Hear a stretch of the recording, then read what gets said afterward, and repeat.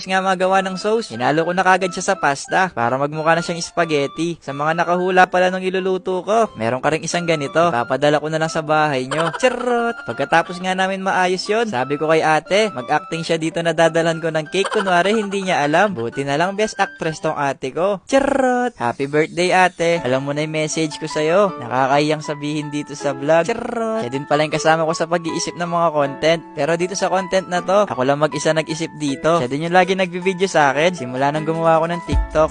Ayun lang, ay di pa pala tapos. Mamaya na ako magbababay. Ang sweet nga ng mga bata dito. Meron pa silang pabulaklak. Dati nga hindi ko kilala yung mga bata dito sa amin. Di rin kasi kami naglalabas. Pero nung nagkaroon ng piso net, dating tahimik dito sa bahay. Ngayon sobrang ingay na. Ito nga yung pangalawa nilang bahay. Nung kalagitnaan nga ng pandemic, halos dito na sila nakatira. Nag-uunahan pa nga sila nun. Nung dalawa pa lang yung computer. Sabi nga nila dyan, para din daw sila nag-Christmas party sa school. Ayun lang. Bye-bye!